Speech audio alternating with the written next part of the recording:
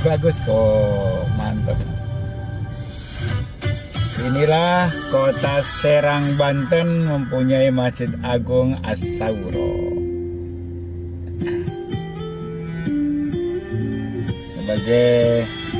Selamat sore pemirsa.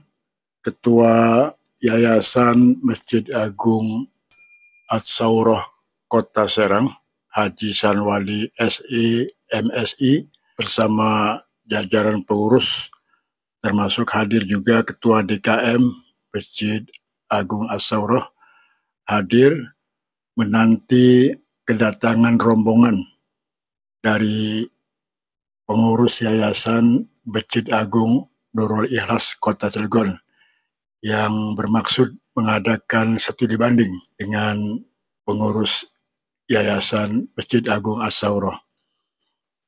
Namun ada kabar bahwa rombongan tidak bisa hadir karena ada satu dan lain hal. Kemudian diwakili oleh Bendahara Yayasan Masjid Agung Nurul Ikhlas, Ibu Hermawati, didampingi Elvi Effendi dari seksi perawatan.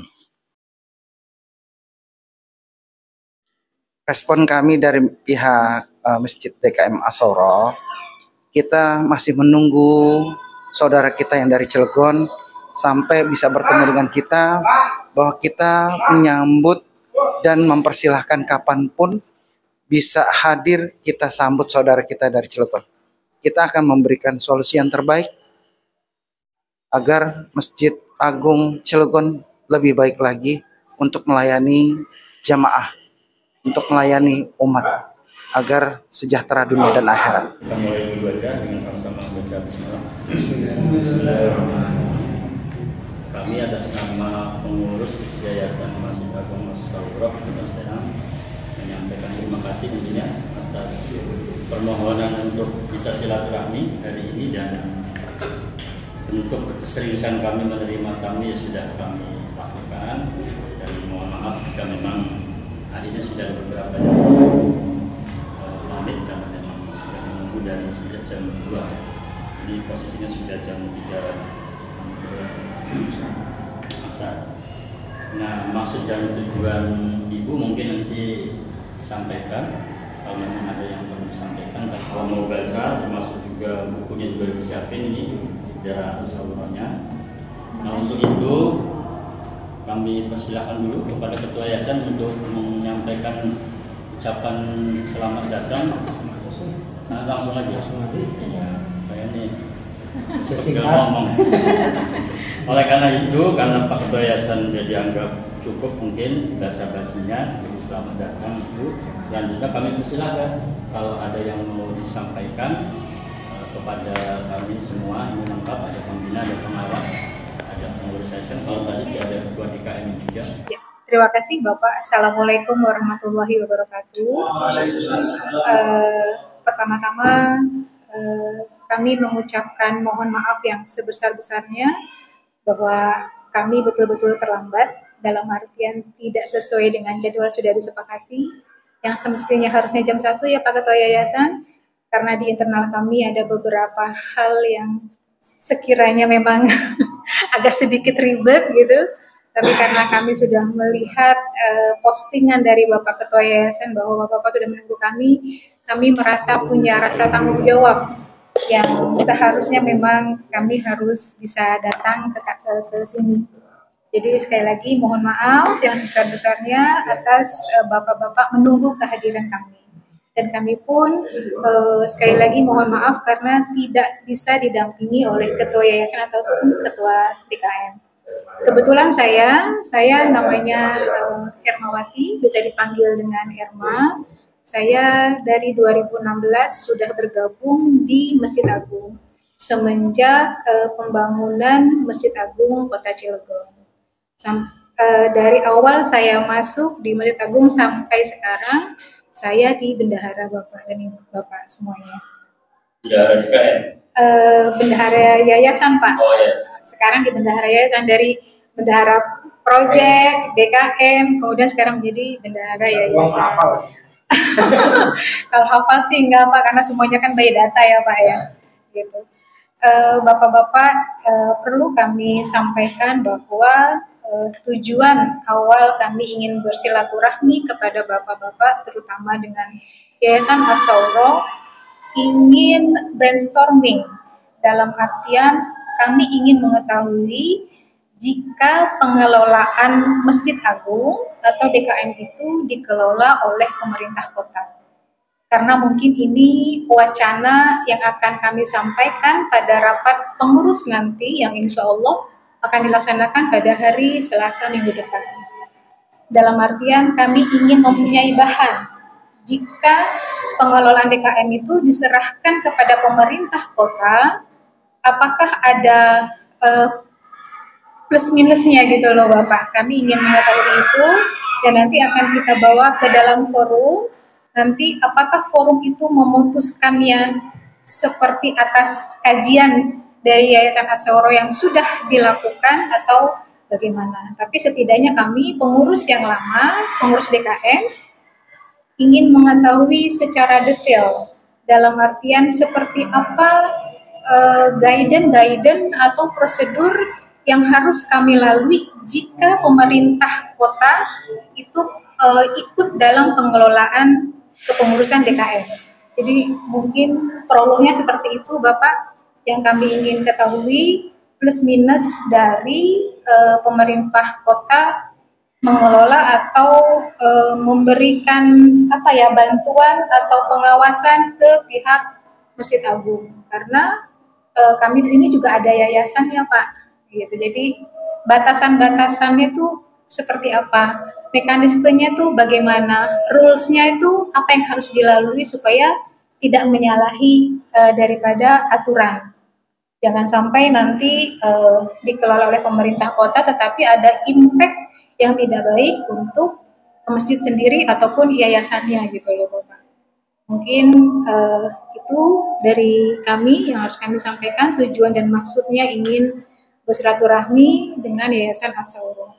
Terima kasih. Wassalamualaikum warahmatullahi wabarakatuh.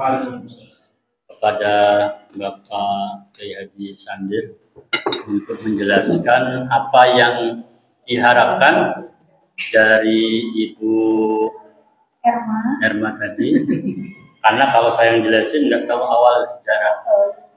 Kita makan tahunya ujung, enaknya doang. Jadi kami persilakan ke Pak Sepuan. Saya ini mungkin kalau bicara kurang lancar, usianya udah 79, jadi beda dengan dulu yang masih umurnya segini gitu ya. Ini memang ditangkap aja ini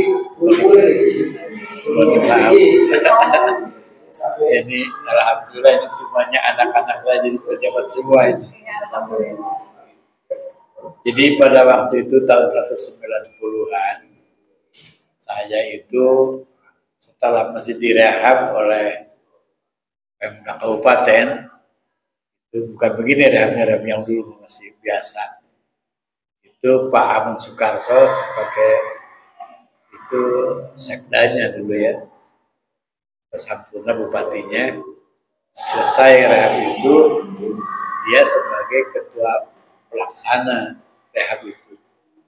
Setelah itu belum ada pengurusnya yang resmi, ada SK-nya waktu itu belum ada. Nah saya waktu itu di Urais di Kabupaten Serang sebagai kepala saksinya. Kemudian karena sering di masjid, pas saya sering ketemu, berikut aja, udahlah nanti kamu jadi ketua DKM-nya. Gitu. Kata saya, pertama saya di bagian masjid, di DKM, desainnya di masjid. Siap aja lah, lalu ini hal-hal yang baik di sini. Dan diasalkan dari Pemda tahun 1990 ya Pak Agus ya. Itu. Sekretarisnya Pak Agus nih, Dr. Agus Haji Agus Gunawan. Ya terus terang aja pada waktu itu belum ada yang mau jadi ketua DKM. Memang orangnya belum banyak yang gagah-gagah seperti yang sekarang ini ya. Itu kita cari kebanyakan juga yang banyak tugas-tugas tenaga kasar. Kalau yang berpikir itu ya beberapa orang aja Bang. Saya banyak dibantu oleh alhamdulillah sejak itu masjid-masjid belum ada ya, perbaikan yang bersama jamaahnya. Setelah kita dibentuk itu ada pengurusnya, kita susun itu ada idaroh, imaroh, riayah itu difungsikan tugas kemasjidan itu. Dan alhamdulillah jalan walaupun pelan-pelan. Terus terang aja pada waktu itu kita punya gagasan, belum ada yayasan, itu belum ada yayasannya, masih DKM aja bentuknya. Saya ketua DKM-nya waktu itu, sekretarisnya beliau, termasuk juga itu rangkap jadi ketua BMT Masjid Agung, ketuanya lagi beliau juga sekretarisnya. Kemudian kenadiran, saya ketua kenadirannya. Jadi banyak dirangkap pada waktu 3 komponen itu, ketuanya 1 tuh, luar biasa hebatnya itu ya. Dan alhamdulillah itu walaupun waktu itu istilahnya pegawainya banyak, gajinya kecil, di bawah 100.000 kayaknya ya, gaji-gaji karyawan itu ya, bayar 25.000, 30.000 itu ya. Tapi pada waktu itu berkah kayaknya itu. Dulu mah itu yang Sarah itu, kotak amal itu paling dapat 200.000 sejumat itu. Berikutnya kita terus-terusannya itu jangan sampai dapat 1 juta lebih. Itu alhamdulillah lancar. Nah ini 12 tahun saya menjadi pengurus karena zaman usia sudah memadai. Kemudian tugas waktu itu juga mau pensiun, tapi masih diganti oleh waktu itu Pak Panji Tirtayasa. Waktu itu saya belajar ya, terus jadi bupati ya. Seterusnya itu setelah ngurus masjid jadi bupati, lebih hebat lagi. Dan di situ ekonomi masjid itu lumayan, kelihatannya lebih mapan pada waktu Panji. Ada toko-tokonya, kemudian toko itu disewakan bangunannya dan itu sewaannya untuk operasional masjid, pegawai segala macam. Alhamdulillah setiap lebaran juga alhamdulillah itu bisa tergaji oleh, mungkin dari situ Pak Panji itu lebih ini ekonominya. Waktu itu Pak tidak didanai oleh APBD kan enggak ya? Dari tidak ada waktu itu. Paling kalau sewaktu-waktu kalau ada kegiatan kita minta ya bantuan itu, ya bantuan aja. Misalnya kita merayakan sunatan massal ya, ada 100 anak yatim piatu itu waktu itu terakhir itu ya pada bulan Muharram itu ya, dari bupati ada, dari pedagang pasar lama juga ada, pasar laut juga ada, dari bank-bank itu semua. Alhamdulillah baju anak yang 100 orang tuh dibeli sama orang-orang yang punya uang. Iya. Belum jadi yayasan. Belum ada yayasan. Karena waktu itu masih KM kubur. Nah setelah diganti tahun berapa itu yang Pak Panji Tirtayasa itu juga enggak, itu juga waktu itu kan pergantian belum yayasan. Nah setelah itu nggak lama lagi itu setelah Pak Panji jadi ketua, baru kita mempersiapkan itu untuk yayasan. Dan memang pada saat saya juga sudah mulai yayasan ada Pak Panji itu, tapi baru yayasannya. Gitu pada waktu itu saya di bagian apa tuh. Nah ini yang konsep segala macam beliau yang lebih tahu sebetulnya. Itu kira-kira nanti untuk menerangkan dari yayasan mah ke sini nanti itu Pak Agus. Terima kasih. Assalamualaikum warahmatullahi wabarakatuh. Yang pertama ini saya serahkan sejarah singkat tentang Masjid Agung Asaurah Kota Serang. Jadi ini baru jilid 1, nanti ada berjilid-jilid. Kemudian ini notaris tentang masalah yayasan. Jadi yayasan itu kan dibuat di atas di notaris ya, berdasarkan akte notaris. Jadi ini legalitasnya jelas. Kemudian ada beberapa juga buku yang akan kami serahkan kepada beliau supaya nanti akan dipelajari sebagai salah satu mungkin rujukan ya. Mungkin rujukan karena antara Masjid Agung Serang dengan Masjid Agung Cilegon ini hampir serupa karena di atas tanah wakaf. Jadi kalau tanah wakaf itu tentu harus ada yang mengatur, harus ada yang mengelola. Salah satunya adalah di samping yayasan juga Kenadiran. Jadi ada Kenadiran ya, kemudian Kenadiran ya, Kenadiran ya Pak itu ya Pak Haji Mukhlas ya Ketua Kenadiran. Gitu. Mudah-mudahan ini pertemuan ini bukan pertemuan pertama dan terakhir ya Teh, tapi ada pertemuan lagi. Syukur-syukur nanti Yayasan Masjid Agung diundang ke sana. Masjid Agung Serang ya, supaya nanti kita bisa saling melengkapi. Itu saja. Terima kasih. Terima kasih kepada Bapak Ketua Yayasan dan seluruh stafnya yang telah menerima kehadiran kami, dan kami betul-betul mendapatkan ilmu yang luar biasa atas kunjungan ini, hingga di akhir pertemuan kami mendapatkan beberapa buku panduan dari Yayasan At-Sawroh. Dan insya Allah semuanya bermanfaat. Amin. Baik untuk Yayasan Masjid Agung Nurul Ikhlas Kota Cilegon atau Yayasan At-Sawroh ke depannya. Dan insya Allah ini adalah silaturahmi awal dan untuk berkelanjutan. Amin. Terima kasih. Assalamualaikum warahmatullahi wabarakatuh. Waalaikumsalam.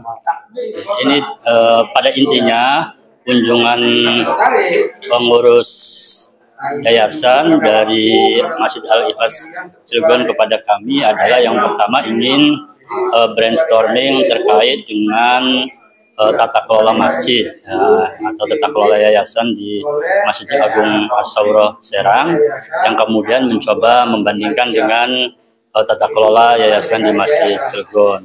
Yang kedua persoalan tentang bantuan operasional yang dialokasikan oleh pemerintah daerah terhadap Masjid Agung As-Sawroh, yang harapannya ini menjadi bahan pemikiran Masjid Agung Al-Ikhlas terkait dengan pengelolaan Masjid Agung yang dibantu oleh pemerintah daerah.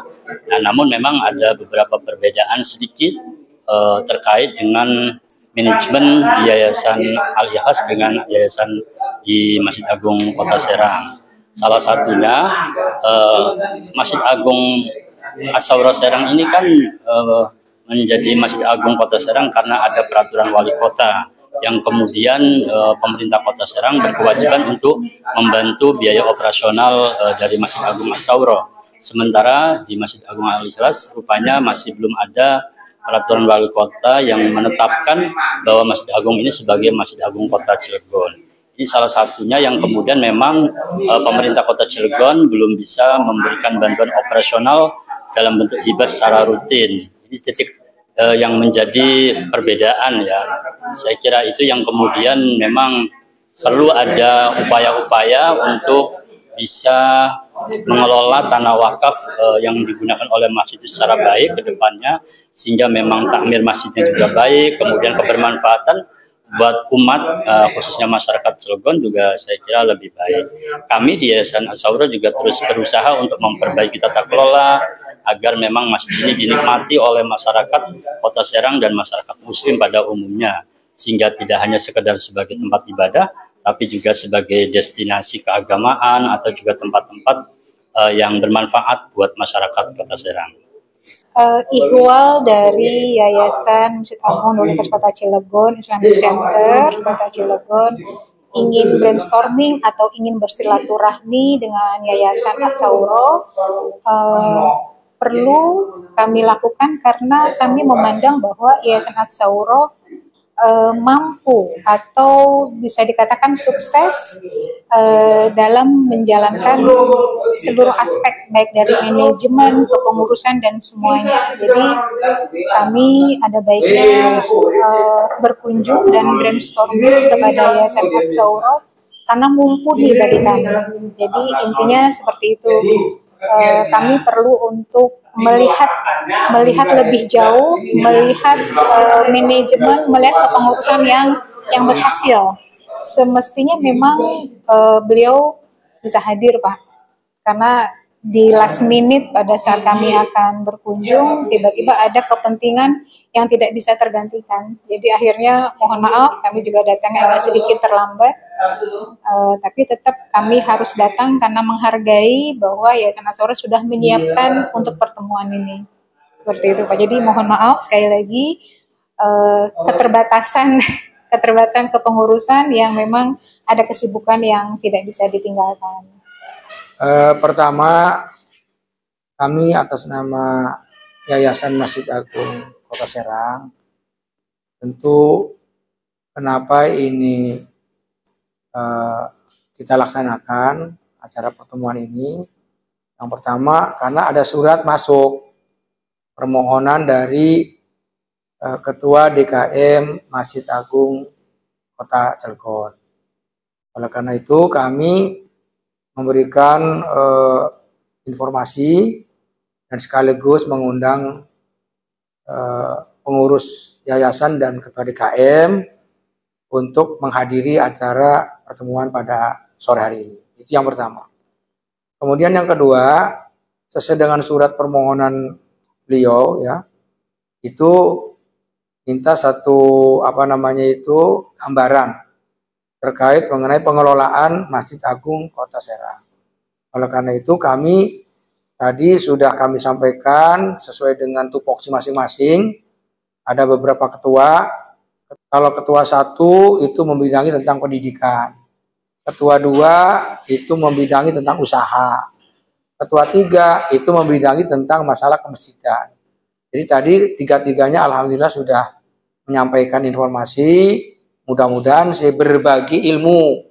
Artinya di Yayasan Masjid Agung Serang juga tidak sempurna, tetapi tupoksinya sudah kami sampaikan. Satu. Kemudian regulasi yang ada di Masjid Agung Kota Serang ini kan sudah jelas. Pertama, ada yayasan. Kenapa harus ada yayasan? Yayasan itu akan mengelola tentang usaha. Kemudian DKM itu ketua DKM dibuat oleh ketua yayasan, ya. Kemudian diajukan ke pemerintah untuk di SK-kan. Kenapa? Karena ada keterkaitan dengan masalah anggaran, supaya ada regulasinya. Nah itu, oleh karena itu kami mengharapkan yang mudah-mudahan pertemuan ini ada manfaatnya. Walaupun yang rencana hadir itu lengkap dari Kota Cilegon, namun karena mungkin ada sesuatu hal, tadi ketua yayasan sudah SMS saya, mohon maaf tidak bisa hadir, mungkin ada yang wakili yang lain, kemudian yang lain-lain. Artinya bahwa kami sudah menyiapkan tempat, menyiapkan waktu, termasuk juga surat-surat yang kami miliki agar menjadi satu rujukan, mudah-mudahan ya, tidak sempurna tapi paling tidak ada sedikit yang bisa dibaca, kemudian yang bagus mungkin akan dicontoh, kalau yang kurang tepat ya mungkin itu bisa disempurnakan. Itu saja, mudah-mudahan pertemuan ini tentu ada manfaatnya buat kita semua, dan saya tadi mengharapkan mudah-mudahan ya pertemuan ini terus berkelanjutan gitu. Dan saya punya cita-cita, Pak, jadi saya punya cita-cita bagaimana ya pengelola di Masjid Agung yang ada di Provinsi Banten ini ada satu persatuan, kemudian saling urun rembuk, memberikan satu masukan, kelebihan dan kekurangan seperti apa, dan insya Allah akan kami coba untuk mengundang dari berbagai pengurus pengelola Masjid Agung yang ada di Provinsi Banten. Itu saja, terima kasih. Wassalamualaikum warahmatullahi wabarakatuh.